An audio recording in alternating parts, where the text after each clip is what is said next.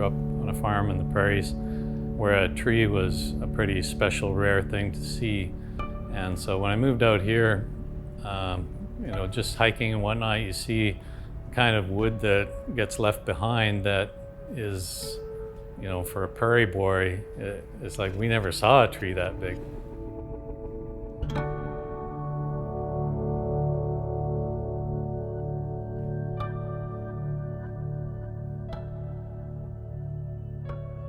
John Laura, I own Live Edge Design. Started it back in about 1994. We like to salvage trees, turn them into big chunks of wood, and then make things out of them.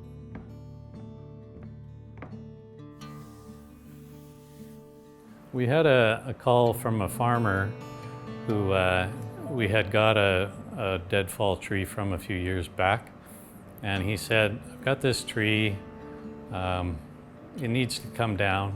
So we went and saw him, and the tree was absolutely massive, possibly the biggest maple I've ever seen, and I've seen a lot of big maples. But it was in between two buildings, of which there was lots of human and animal traffic around, and it had been topped about 20 years back in an effort to keep it from falling on the buildings and the animals. When you top a deciduous tree like that, the rot tends to start to have access to the heartwood, and it's the beginning of the end, really. 20 years down the road, it was dropping big limbs again, and it was also rotting from the bottom up, so it had to come down.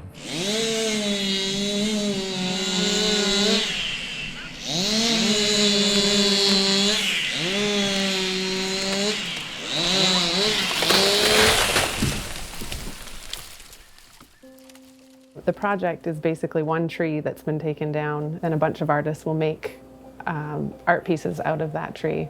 They kept all the pieces and marked them all and divvied it up between, I believe there's about 80 of us. It feels more profound than some of the woodwork I've done, to know that there's a group of people who've come together around the wood from this one tree, and we're all doing the best we can to honor the wood and to showcase our talents. I like to call it a form of activism where you can be like, okay, we're all living in British Columbia. We're seeing, you can go walk in a clear cut just outside of Souk and be like, oh my God, look how much wood is left.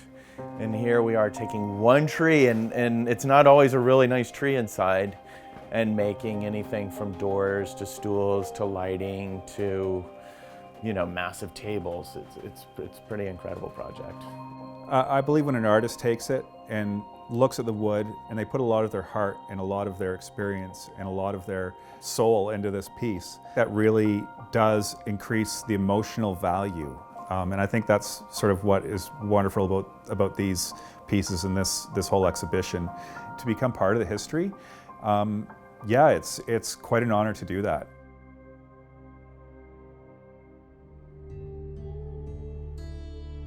I love salvaging wood. That's how I started salvaging wood off the beach, not only because it was free, but also because it was there to be used.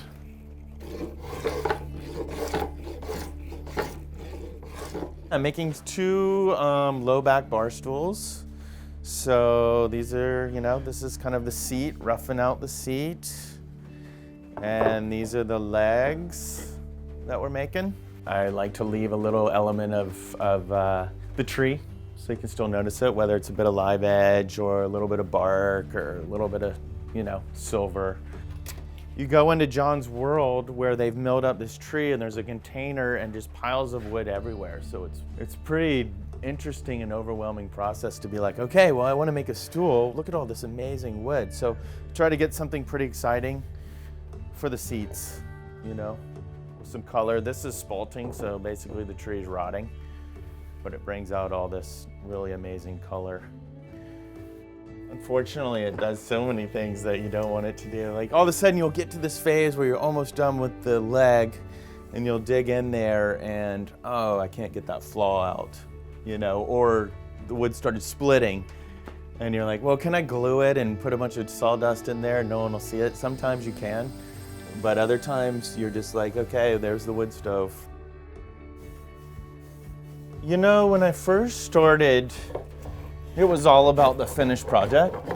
And I made for a really kind of lame time when you're doing all the steps that take. Like, each one of these stools is gonna take me like 35 hours probably. That's kind of what I'm estimating. So if I'm only liking the last hour, it's not the greatest. So I really love it all. I love this part because it's quiet. And then, yeah, when you put the oil in, you know, it's pretty awesome to just think of an idea and then, wow, I can make it, you know, or at least try. My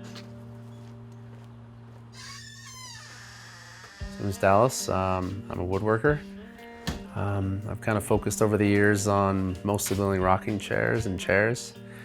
I really like to sit and relax, so there's no better thing I can build, but I just try to make each rocking chair a little bit different than the other, and I like experimenting with different shapes and designs and just trying to find the most beautiful wood I can find and just make the most comfortable chair I can build. I've seen some of the other work that the artists have done, and it's outstanding, so I feel pretty lucky to get to build something out of this tree and actually have it displayed in Robert Bateman's gallery. Basically, this is a prototype chair that I built for the oneTree project. I wanted to build something kind of new, a new shape that I haven't built before. Basically, I've just tried to give it some nice sweeping curves and something that would just really show off the wood. Building something out of wood from the tree, I think itself honors the tree. Just some of the pieces of wood I've seen, you can tell the age. I mean, there's pieces of wood that have probably been rotting for decades, and you can see the character in it.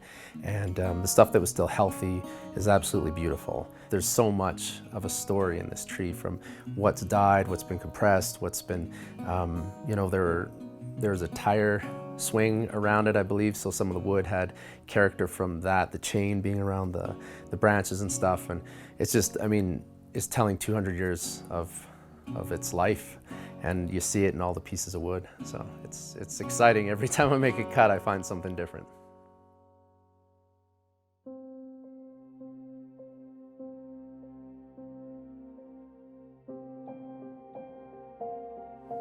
My name is Georgia Collins, and I'm an artist and living in Shawnigan Lake.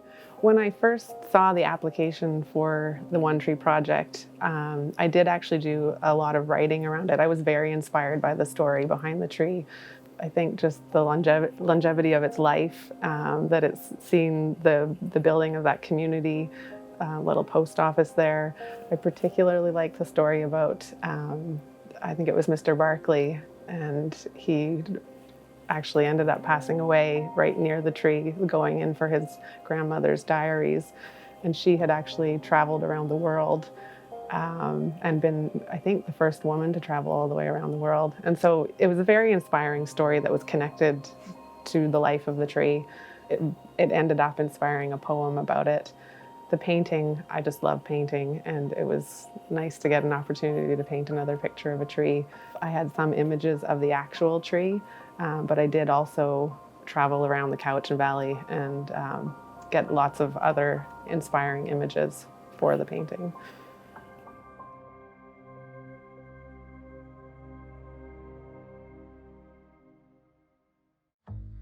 My name is Jesse Toso, and I'm an artist here in Vancouver.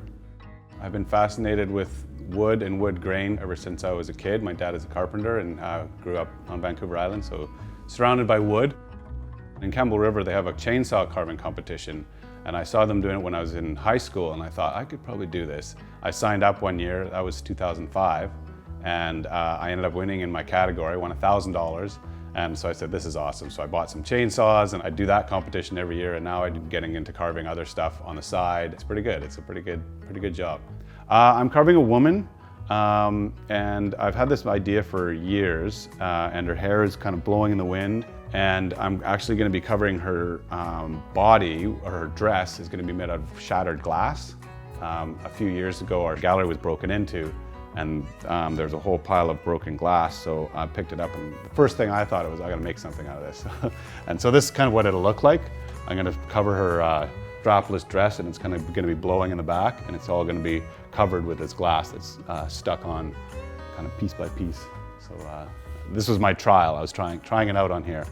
I really like the fact that you can still see through the dress to see the grain of the wood, because I think for me it's all about the grain. And then, yeah, so the wood dictated the certain things, like the hair for sure, where the face was going to be. Yeah, there's always surprises. But like this type of wood, you never know what you're going to get. Like this had a lot of bark inclusions, so there'd be spaces inside the wood that would be bark that's not structurally integral. So I had to actually cut out some pieces and put some pieces back and whatnot, just to kind of fill the hole. But you know what, that's the beauty of it. It's all about the grain and honoring the tree. It's trying to get both in a balance. I'm Steve Neal. I'm a retired engineer, and I try to spend most of my time here in the shop making things. Ever since I was a teenager, I had an interest in working with wood, and I never had any equipment back then, but I used to do like wood carving and work with my hands, but I never had any training, so I didn't know exactly what I was doing. And when I retired from engineering, I went back to school and learned how to, do things properly. The Western maple, it tends to have a lot more figure. There's curl, the grain's going in all different directions, and it's nice to take, something beautiful like that and make something new that's beautiful and that will last a long, long time. I made a whiskey cabinet. At least I'm calling it a whiskey cabinet. You could use it for other things, but I think it's a cabinet that would look good with some fine scotch in it. Well, this is the finished piece. So for the first time ever, I did some parquetry on the front of the cabinet. This pattern here is formed with what mathematicians call a type 13 pentagon. You can see there's an air gap here. The cabinet floats above the stand, and the pulls on the doors are carved out of a burl. They're visually quite interesting to look at, and they're interesting to touch. The favorite part is the very first coat of finish that you put on that wood, because until the finish hits, it is typically pretty bland, and then you put that first coat of finish on there, and the figure in the wood and the colors just pop out at you. It's really exciting to see. It's very interesting to see what can be done from the same tree. Every piece in the show will be totally different. My name is Curtis Neufeld. I'm a custom furniture maker, cabinet maker, anything to do with wood maker. In this day and age, you don't see a lot of real wood. It's all garbage. It's pressboard, it's plastic, it's this, it's that, versus you get a whole tree and you can make all this beautiful stuff out of it. If it's a whole tree, you'll get character in it that will just be highlighted in the end product. I'm building a chair. It's a lounge chair with an ottoman. It's an adjustable angle, so you can press a button and you can go from sitting upright to being reclined in a zero gravity position. Chairs are one of those things that's any woodworker will tell you it's the most complicated thing to build. There's so many parts, ergonomics, angles, all that stuff is very complicated. That's the challenge with wood. You have to know to work with it. Well, just the oneTree project, it's maple. Maple likes to get fuzzy when you cut it. It likes to really twist. If you take a board and cut it in half, it'll go the other direction, each piece. So the first version I did, test version, the trial, I did do some tweaking beyond that. I adjust the angles of the leans, I changed the system of how the movement works. Things always will get refined, no matter, if you build 10 of them, it's probably changed 10 times, and it just keeps getting better. I literally had 3D modeled the whole chair, all of the parts of the chair, the arms and the legs mainly. It all got cut on my machine, which has to be carefully calibrated so everything gets cut perfectly.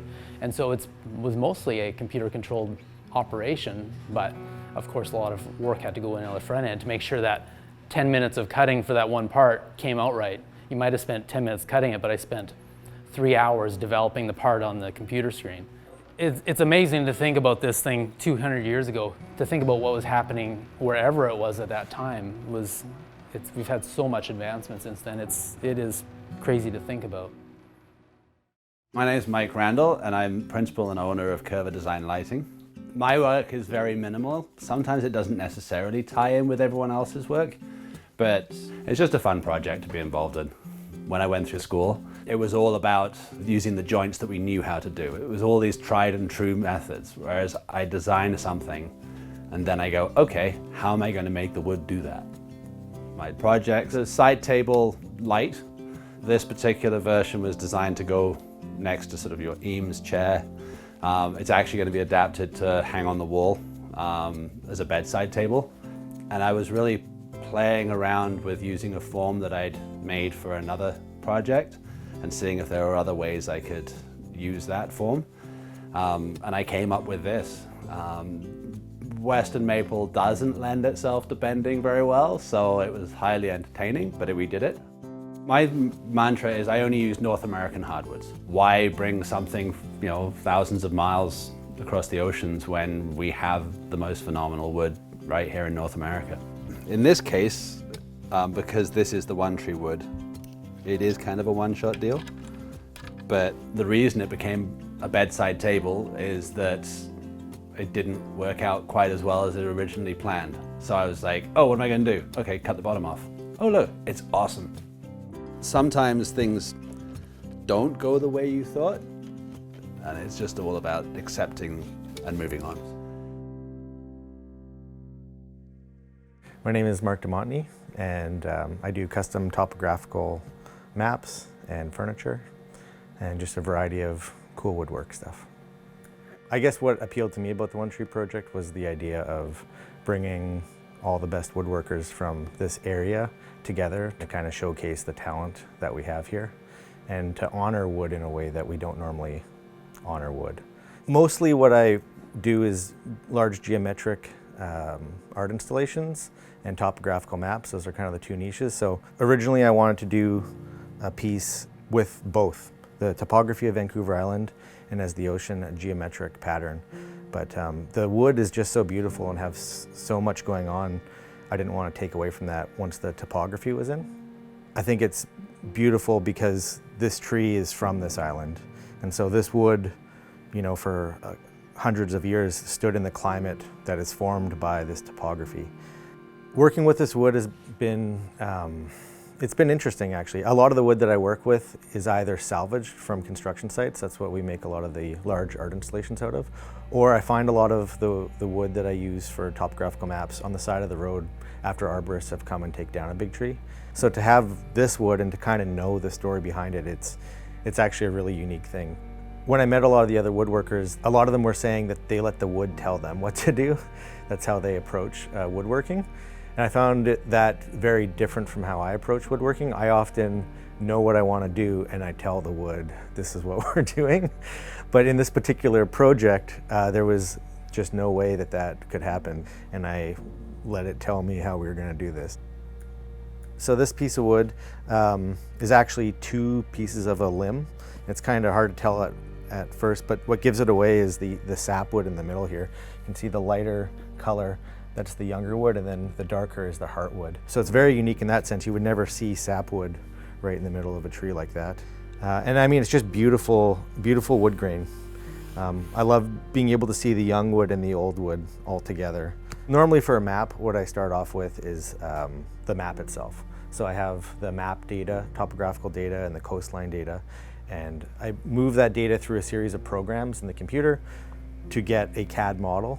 I was maybe going to flood the surface with like a resin so you could really see the water and the island would pop a lot more. Once the CNC kind of roughs and cuts it all out, then I come in by hand and I start hand sanding and hand finishing. I'm really excited to see all the projects that everyone else has done. It's been really great to meet people, meet the other artists, and visit with them at some of the events that we've had. And I feel like everyone's always saying like, what are you making? What are you making? And words really just don't do justice. So like I've met a lot of the artists and I've heard what they're making, but I'm really excited to see it and to show them what I've worked on. And I hope this one holds its own and people enjoy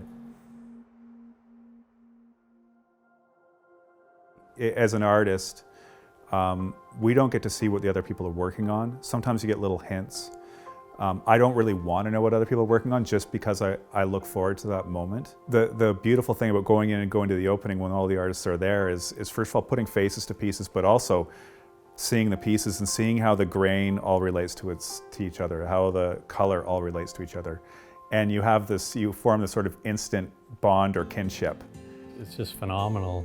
The variety, there's turners and carvers and sculptors, jewelry makers, painters, furniture makers, instrument makers. Just seeing what all these individual artists can see in a piece of wood from the same tree and how they interpret the background of the tree and the story and how they choose to bring it to light.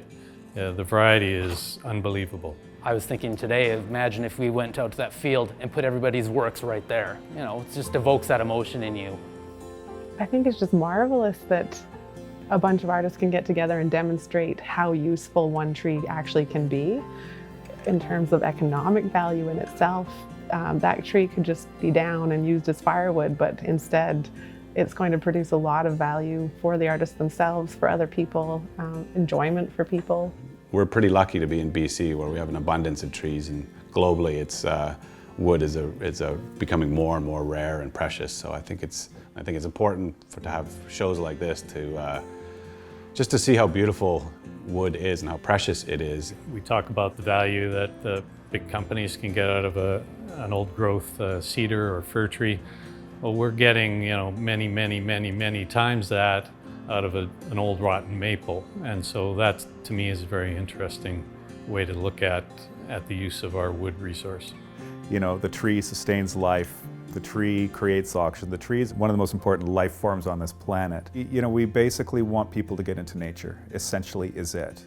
My dad's quote is, "Nature is magic."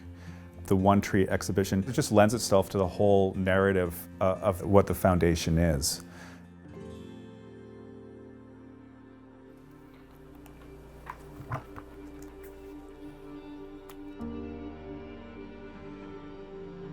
There was a fragility in your towering presence, a danger looming heavily in the wind. By day, you were a god, shining yellow and green like heaven. By night, a stallion, bucking, breaking, buckling under the pressure. The weight was too much for others. You carried it and creaked and cracked and held on. There wasn't anything anyone could do for you. So independent, so fierce.